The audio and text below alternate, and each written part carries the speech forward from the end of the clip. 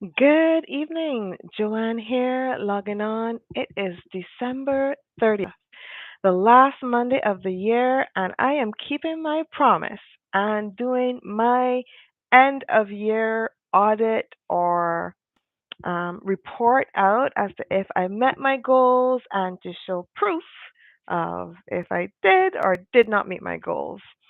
Now, just to recap, I have been on YouTube for quite a bit, and I thank you for coming to check out my video. I started back again this year, just a few months ago actually, and I've only been doing weekly videos. I'm going through my planning for next year, and so far I know I need to do more videos weekly. I don't want to give a final word, but I'm going to be working on unloading 2 to 3 videos, and come January, I will make clear what that's going to look like for 2025. But right now, I've been doing a weekly video on Monday night. And what I'm doing is just sharing my journey as I take control of my finances. And it's a way as well to keep me accountable as I regrow my wealth after divorce. So this year, I was really focused on following the compass steps. And if you remember, one of the key goals I had was that by the end of the year, literally, I would have no credit card debt and no other sort of personal debt. I'd not have any bad debt. So, no car loan, no credit card, no personal line of credit unsecured, or if I did have personal line of credit unsecured, it have to be for a business or for a new property that I purchased and whatnot. So that was one goal. And the second goal was to reestablish my emergency fund. I had gotten it up to a certain dollar value and then I dipped into it.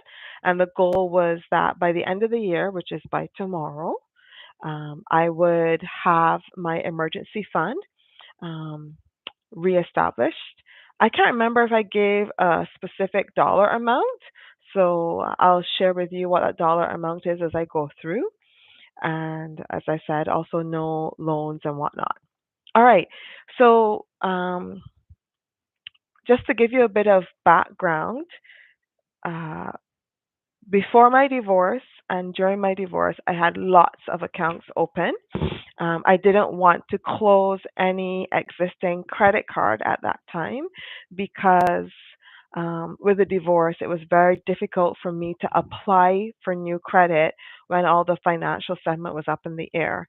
And so I had a lot of different credit cards, and I've always had pretty good credit, and so banks liked to give me credit cards, and then they increase the limits every year. And I mean, I had a credit card that had a limit of 30K, and I think over all the credit cards I had credit available of maybe 100K or more.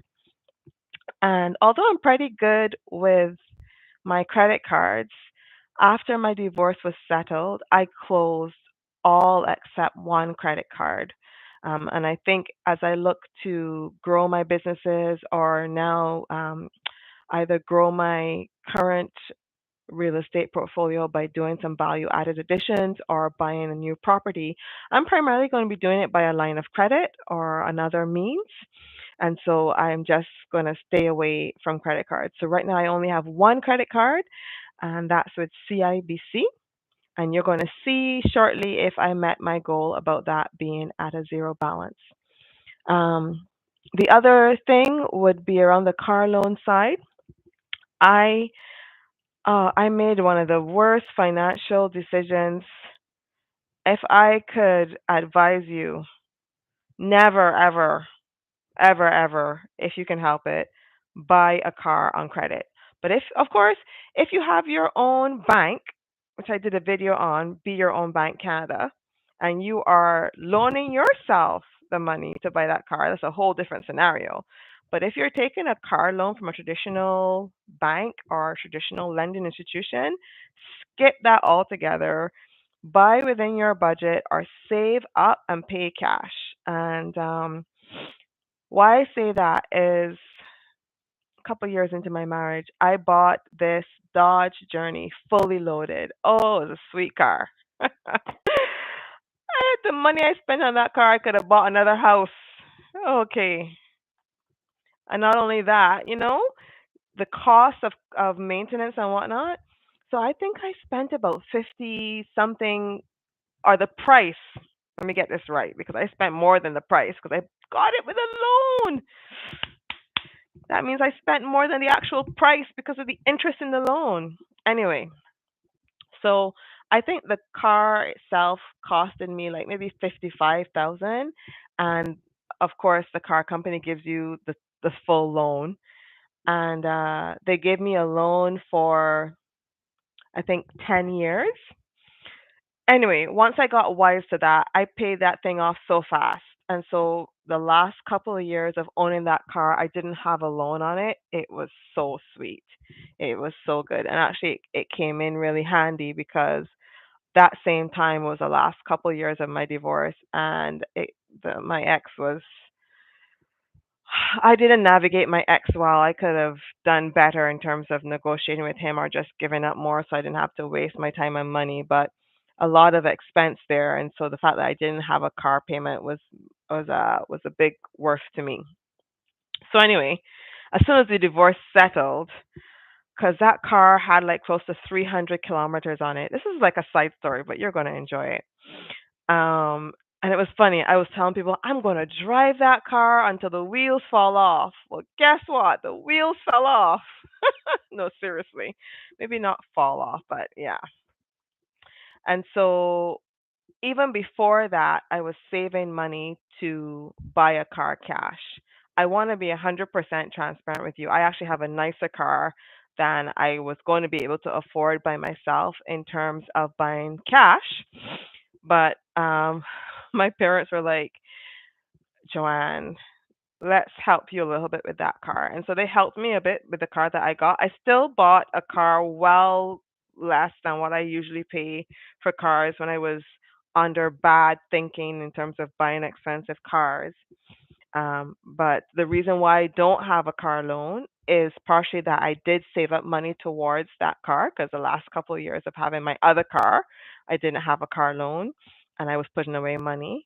And then I was putting away money even in larger multiples after the divorce, but also because my parents helped me with part of the payment or yeah, the price. Okay, so now that I have talked about that, so I don't have to share with you on screen any physical about a car loan because I don't have one. So how can I show you a car loan that's paid off because I didn't have a car loan to pay off? I just have a car. It's so good, I'm telling you. But the thing I do recognize I need to do now is make sure that I'm putting aside money for my next car.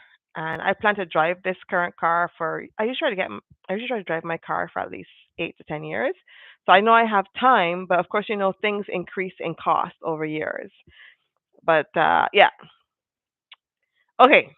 So what I did, because I am still a little bit not as tech savvy in terms of knowing how to share the screen on my phone or whatnot, I took some screenshots and I am going to show those now.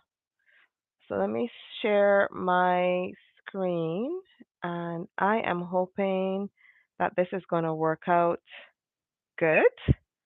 Let's see.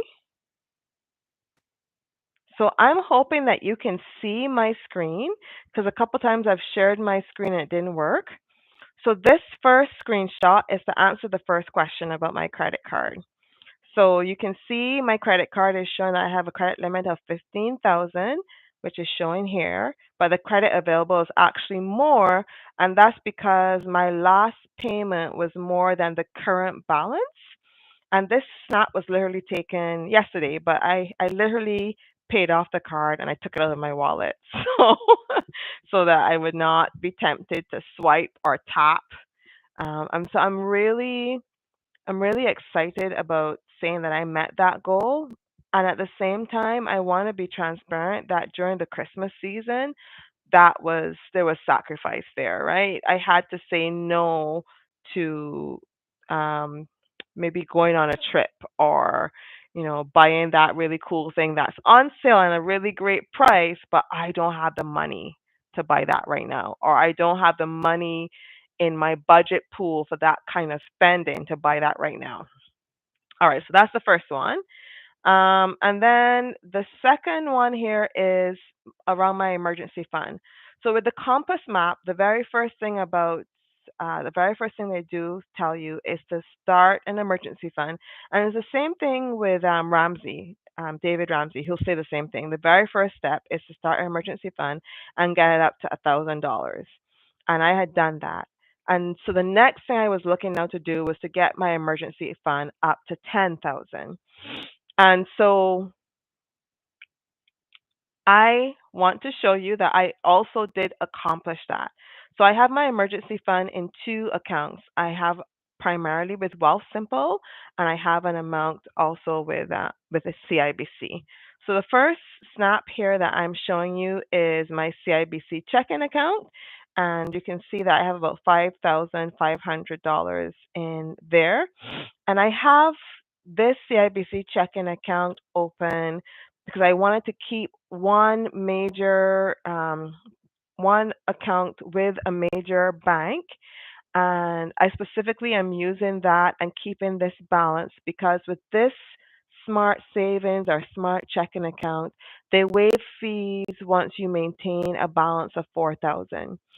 And I primarily do that because I've noticed that, like, I primarily bank with PC and Wealthsimple, and when I've tried to change online some of my banking deposits for government benefits like child tax benefit or whatnot, it still doesn't take some of these banks, but it will take one of the mainstream banks like CIBC or TD.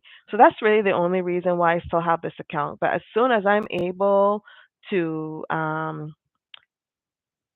change those direct deposits that are monthly or quarterly to my PC or my Wealth Simple banks, I am going to close this account and put this money in a high yield savings account where I can be earning more money on my savings. So this is about 5,500 that I have in this account, and then I have a screenshot for Wealth Simple.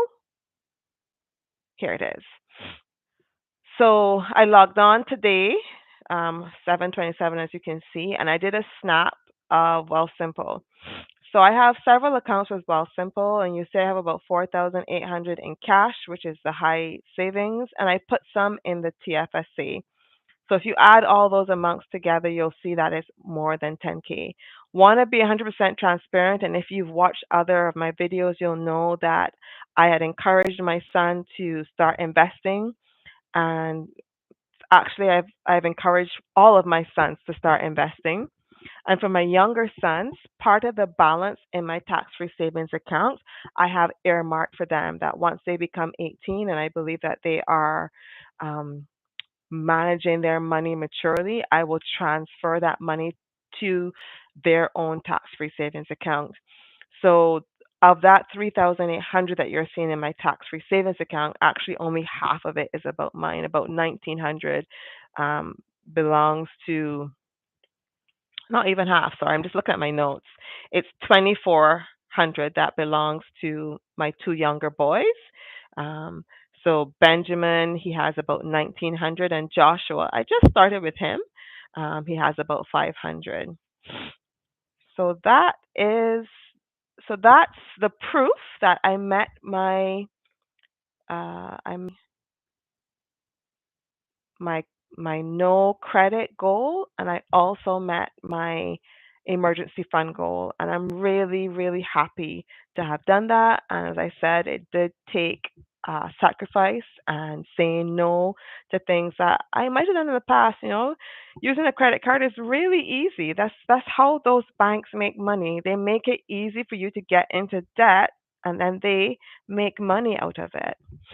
um the other quick thing I want to share is that As I started talking to my son, my youngest son, Joshua, he's 11, about investing, I know that I can talk fast and maybe I might not be as patient as I think I am.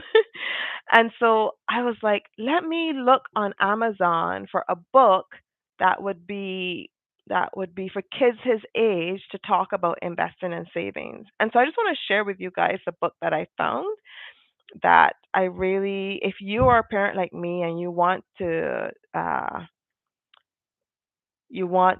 teach your children about investing and perhaps it's not your strong suit and financial management is not your strong suit or perhaps you don't have the time or the patience, then I want to recommend this book.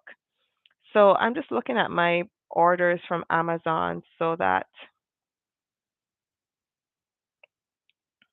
I can pull it up. So the book it's called Investing for Kids, and I bought the activity book, which is a book with exercises that the child can do, which helps to really consolidate the learning. And I also bought the actual book, so I bought two of them. So let me just share my screen so you can see those books. So this one is the activity book, and I thought it was very reasonably priced. So you can see the activity book is 16.50, and it has like close to 5-star reviews and in the hundreds of 5-star reviews for the activity book. And then the actual book, which is this one here, um, it has over 2,000 reviews and close to 5 stars. And it's teaching the child how to save, invest, and grow their money. Basically, if there's one thing I want to teach my children in the long run about their money, is making their money work and make more money for them so that they don't have to work so hard um, with paying their time to get money. So that is one thing I wanted to share. The last thing I wanted to share is I mentioned it in the first video I did around financing. Let me just say that for a sec. And I just want to do a last mention again, and it's about an app that I absolutely love and I use almost daily to manage and make sure that I am tracking to my budget, and it's called the Balance Forecasting app. Now, it's called the Balance Forecasting app, but it's actually not a real app anymore you can get on the App Store. What you do is you go to their website and then you download, it to your phone, and then, it's mobile enabled. So then when you click, you log on and you have a mobile enabled interface to use their software with. Where did I put that? Did I change it? I think I wrote over. Yeah. Okay, so let me just share my screen again. And I've put the link to this app in the show notes. It's a really small but powerful app, and I think they charge you like $20 for the year to get the full kit and caboodle. In the sense that you're not just limited to having one account, checking account. You can have multiple, and so I always pay that annual fee because as I said, I use this almost daily. So $20 a year to me for the value that I'm getting is nothing. And so then I have my investment accounts on here and I have my checking account. And the key value that I find for this is that with this app, I can put in, okay, for the year, I'm going to be getting paid every 2 weeks starting here. And then it will forecast out my pay. And then I can put, okay, so here's my rent, here's how much I have allocated to groceries, here's my car insurance, um, and things of that nature. So again, with the car insurance, I can put into the app, here's the amount, here's the date that it will be paid, taken out of my account, and here's the frequency, so every month. And then this app gives me a forecast, I think up to 10 years out when you pay for the full kit and caboodle to show you your highs and lows. And it can highlight where you might be at risk to be overdrawn because of timing of payments, you don't have enough money in your account to cover. Oops, what did I do? Yeah. And I really like that because then I can in advance prepare. So maybe that week I don't spend as much on something to make sure, or I just delay it a couple of days rather than taking out the money and doing my groceries on the Tuesday. Maybe I do my groceries on the Friday because I have that payment coming out and then I get paid, let's say, on the Thursday. So then from a cash flow perspective, that entire week is positive rather than getting into NSFs or overdraft. Um, the other great thing I like about it is I can do one time expenses. I can do things that are not monthly, so I can say it's every 2 months, every 3 months. And then as the month passes, I can check to see if my account balance is in line with what I expected. And I can mark these things paid as they come out, and I can change the amount to what was actually taken out in case it was different. So, for example, I have entered my hydro, and here in Quebec, they charge you hydro every 2 months. And so I put into my forecast that I'm going to be paying my hydro every 2 months for around $100. Now, that's average amount for the year, but I pay the bill not doing the average. I forget what they call it, um, but I just pay actual consumption. So some months that can be like $40, and some months, particularly in winter when there's heating, because my heating is electric, it can be $200. And so that average that I put into the app is not necessarily what I'm going to spend. So then I go and change that amount, and then I put paid, and it will update to recalculate my balance. And then I can go back into their reporting area and I can look for the last month, and it can give me a report about what I spent on utilities, what I spent on groceries, on gas, right? And so then I can look at that report compared to what I said my plan was in terms of an actual budget to see where was it that I was over or under.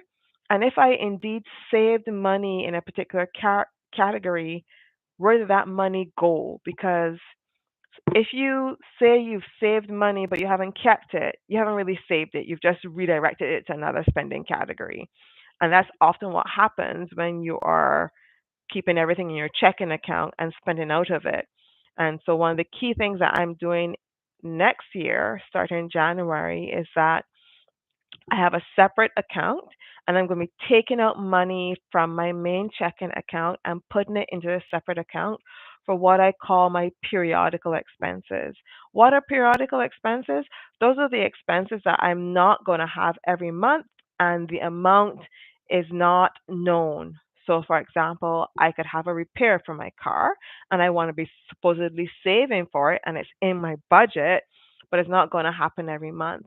And so I know that I've budgeted, let's say, $100 a month to cover any surprise repairs on my car.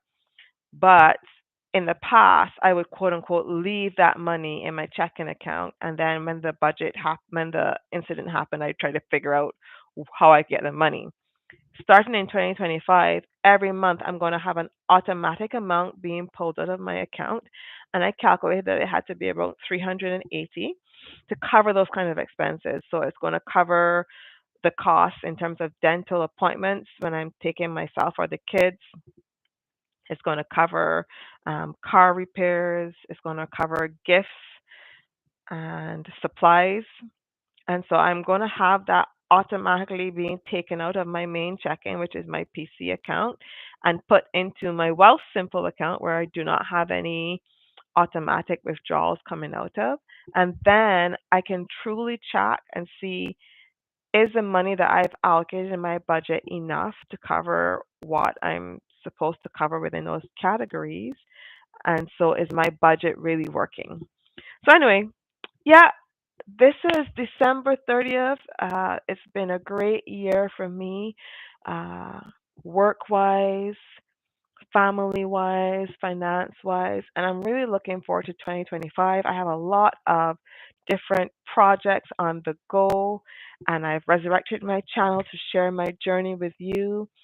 I really want to encourage you to start now. If you are not saving or investing, don't beat yourself over the head because you haven't done it and now you're in your 50s and woe is you. The past is the past. You can't change it, but you can change the current and you can change the future. And it's about starting now with what you have. So maybe you're not able to put $50 every month. Start now, even if it's $5, okay? Open up a Wealth Simple account. That's my preferred investment platform. Open up a Wealth Simple account. Use my link in my show notes to get, I think it's $15 that they're giving, or 25. I think it's 15 when you use my link. And that's free money for just opening up an account. You don't actually have to put any money in there. And then set up that automatic deposit of the $5, of the $20, whatever it is, and set it up to deposit into that account out of your primary checking, out of sight, out of mind.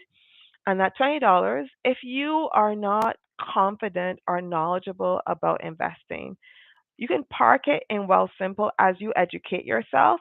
And Wealth Simple, they offer high interest in those cash accounts. So when you keep it in your checking account, you're not getting any interest, right? But if you put it in Wealth Simple, you'll get interest. And I think right now they're paying two 2.25%. And that's because, the central bank has come down on their rates over the last couple of months. But you can get that and then educate yourself. And honestly, if you don't have a lot of time, or you want to get up to speed quickly, I really would encourage you, first of all, to check out my videos. Oh, too much jokes. Because I really believe in tax free savings investing, and investing in solid companies that you know and you actually use, that pay dividends, and you do that dollar cost averaging, and you do the automatic dividend reinvestment, because you're investing for the long term. You're not investing for cash flow right now, right? And it's amazing how that $20 over time, and leveraging the compounding because of time, can work for you. So that's my last bit of advice. And really happy to have started my channel back, and look forward to continuing to share my journey with you in 2025. Thanks for watching.